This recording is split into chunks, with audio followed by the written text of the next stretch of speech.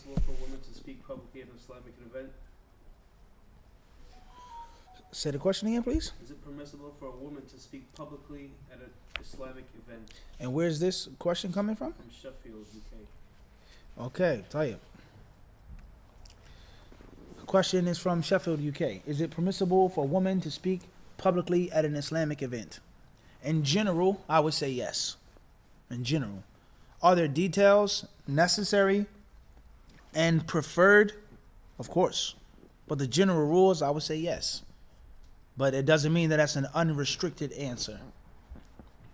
Certain details are necessary, have to be there. And other details are what? Preferable. It should be. So we have the aspect of shyness, of course, being an integral component of faith. The Prophet ﷺ says, "Wal haya'u shu'batun min al-iman." It's a level of faith. There's no question about that. "Inna al-haya'a la ya'ti illa bi khair." It only brings good, the Prophet ﷺ said, okay, about shyness. Then we have the concept of hijab, the mandated rulings of hijab, right? And then we have the concept of gender mixing and gender and integration in Islam, right?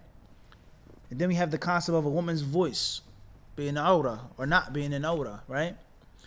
Then we also have the concept of a woman, the wilayatul mar'ah, a woman being a wali, meaning her having a post, an authority and position equal to or over men.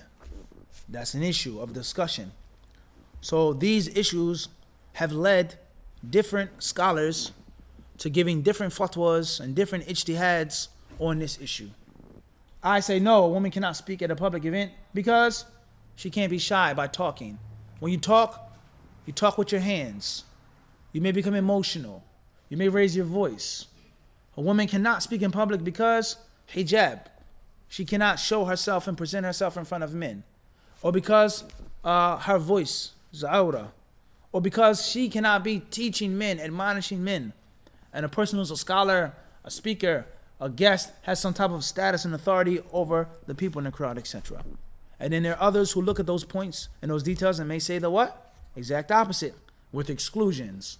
She's not perfuming her voice. She's not dressed incorrectly, un-Islamically. Just because she's a speaker doesn't mean she's the imam of the masjid. Just because she's a speaker doesn't mean she's the leader of an Islamic state. Doesn't mean that. La yalzam. Just because she's speaking doesn't mean that she's discarded her haya, her shyness. You can speak with some type of shyness, etc. And then there are those who have a blended view. Here, it's okay for her to speak because she's fully covered. She has some type of knowledge, some type of benefit to give. Or it's a sister session. Here, she can't speak because she's not covered properly. Here, she's speaking because she likes to make jokes and laugh and be flirtatious. Or she raises her voice, so she talks with her hands too much. Whatever the case may be, all right? Everyone understand this? So these details have to be taken into consideration. And of course, how does a woman dress regularly versus her dressing when she's a speaker? There are many people who say, oh, a woman can't stand in front of the people and speak because look how she's dressed, but she doesn't cover her face anytime. Her face is never covered. She doesn't believe that the niqab is mandatory. The covering the hands and the face is mandatory. You see her face walking on the street, you see her face speaking, talking, you see her face on the stage. Versus someone who wears the niqab and takes it off to speak. Everyone understand this? Or people who go to college and they have non-Muslim professors who are women. Only Allah knows how they dress, right? The Prophet ﷺ told us, he said, Sinfani min ahli nari lam arahuma. Two classes of those who will go to hell, I've never seen. I haven't seen them yet. Meaning they will come, but I what? Haven't seen them. And from them he mentioned this. And from these women are what? They're what? He says, kasiyatun ariyat. They're dressed, but at the same time what? Naked. They have on clothes, but as if they don't have on clothes. So only Allah knows how these people dress, right? So your professor at school, what type of hijab? She has no hijab. Rather, she has the exact opposite of hijab. Everything that's tight and revealing is in your face, public, plain view. Right? And you're not going to sit in the class with your head down the whole time, are you? If she asks you a question, Brother Alameen or Brother Alamin, you're not going to say, nah, yes, teacher. Right? at your job, at your place of business. You're not going to deal with a customer like that, are you? And stay open long. But if a sister is a part of the MSA, or the head of the MSA, or speaking, it's haram, la yajuz, a'udhu billah, this is bid'ah hayani. Many brothers, they have this attitude, and they go to free mixed schools. And we visit these colleges, right, Khalid, to speak. From the moment we're looking for a parking space, to the moment which we leave the college, what are we seeing? Tabarruj. From the moment you're looking for a parking space, tell you it's nothing but tabarruj. A sister who has on a kimar, may not be the best kimar. She's not wearing any niqab, but she has some type of hijab on. She can't speak in front of us. But Mrs. Tracy can. And you watch her and you look at her, there's a problem in someone's mind. So therefore, there has to be details on this issue. I do not feel and think that it is accurate Islamically to say that it's absolutely haram. I don't feel that's accurate. Nor do I feel that it's accurate to say that they can just do anything, speak all of the time, flyers and things like this, all of the time. There's what? It's tafsil. It's tafsil, all right? Last but not least, the last piece of detail I would give is the forum. The forum. Or not the forum, but the venue. Okay? Allah tells us, La ikraha fid din. قَدْ تَبَيَّنَ الرُّشْدُ مِنَ الْغَيِّ. There's no coercion in the religion, and righteousness is plain from misguidance. So we have a group of Muslims, a venue. The people are known to have knowledge. They're known to try to practice the sunnah. Not extremism, but they're known to try to practice. Their venue is going to be well known. What type of sister is going to speak, if any sister is going to speak. Versus other Muslims who are trying, who are in college, who really aren't, that hardcore, quote unquote, upon the correct way. But they're trying to do something of positivity. It's a huge difference. So many people, they talk about speakers. They say this speaker is this, this speaker is that. Don't you understand, ya akhi, that this speaker, for many, many Muslims, maybe most of them, is a good speaker. They started praying because of him. They started identifying themselves as what? As Muslims. Before this speaker, this sister wasn't wearing no kimar. Now she actually has on a kimar.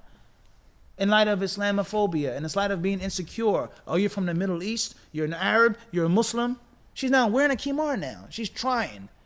That's not the same as someone who is already in full swing. We already know this organization, what they stand for. They have a sister who comes and gives a speech. She has on gloves and niqab. Or she gives a sister session. That's not the same as other Muslims who have different, views and trends. Everyone understand the point I'm trying to get to? So if you're a speaker, and if you don't want to be a part of that, that's fine. If you don't want to be mixed with that, that's what? La bas. And if you are mixed or associated with that, let your dawah speak for you. Everyone knows who you are. They know what you stand for. They have access to your YouTube page. They know your website. They know your pedigree and what you stand for. They know that you're not into no type of nonsense. They know that. But at the same time, this is a venue in which they feel you can benefit other people. So you have to be dynamic in how you think. You got to be flexible. You got to be versatile in 2019 in a Western country. You have to be mindful of all of these different variables.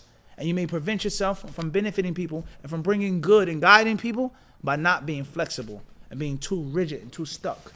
And Allah surely knows best.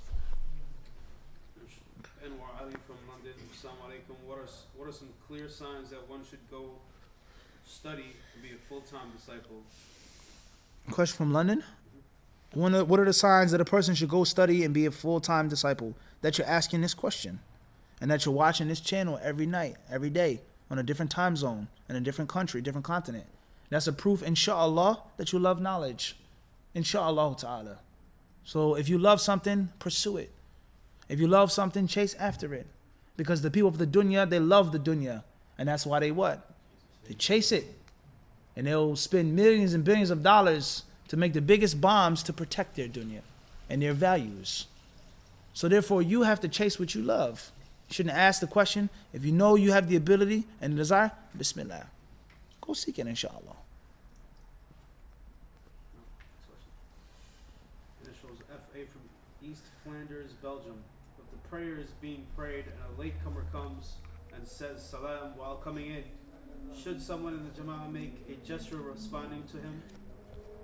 Questions from Belgium, East Flanders. With regards to someone who comes late for the Jama'ah, he gives the salams. Should someone in the Jama'ah make a gesture? That's the sunnah. Not to speak verbally. but to make a small, basic hand movement with your right hand side, as is mentioned in the authentic hadith. How the Prophet ﷺ would give the salams if the salams were given to him, along with the prohibition of speaking in the prayer. إِنَّ فِي الصَّلَاةِ لَشُغُلًا وَنُهِينَ عَنِ الْكَلَامِ. The hadith to talk about the prohibition of speech in the prayer versus the hadith to talk about returning the salams in the prayer. Someone should return the salams in the prayer with their hand and not actually say wa alayka salam or wa alayhi salam, even if you say it silently to yourself. Wallahu alam. Last question. Initials MI from Birmingham, UK. Assalamu alaikum. What's the difference between shaitan, shayateen, and jinn if Iblis is a jinn? When ash-shaytan is used, is that referring to Iblis only, or shayateen only descendants of Iblis? Questions from where? Birmingham, UK. Tight. The last question for tonight is from Birmingham. With regards to the differences, if any, between shaitan, shayateen, jinn, the jinni, qareen, etc. Okay? Tight. In brief, with the lack of time that we have right now, sometimes they are all synonymous. And sometimes they're very contrast and very different. So the word shaitan could be mentioned or depicted in a verse or a hadith, singular tense, and it means shayateen, devils. And sometimes shaitan is mentioned, it's depicted, and it means shaitan himself, Iblis. Oftentimes a jinn is a shaitan. A jinn is a shaitan. He's evil, malevolent, malicious. Everyone understand this? He said evil jinn. Everyone understand this? And of course there are jinn which aren't what? Evil, pious and righteous. Then we have the word demon in English. A demon sometimes means someone who's what? A demon. But the concept of a demon could be a translation of a jinn. Everyone understand this? A speed demon, something like this. So sometimes it's tricky. So you're going to find the answer to these questions, inshallah, in the tafsir and the sharh of the hadith. What's meant by when the adhan is made? What's meant by the person makes dua before he's intimate with his wife? What's meant by shaitan coming, entering the home or the bathroom, etc. Everyone understand this? Sometimes it's one and sometimes it's what? Many. Wallahu alam. Sallallahu alaihi wa sallam wa baraka ala abdihi wa rasul.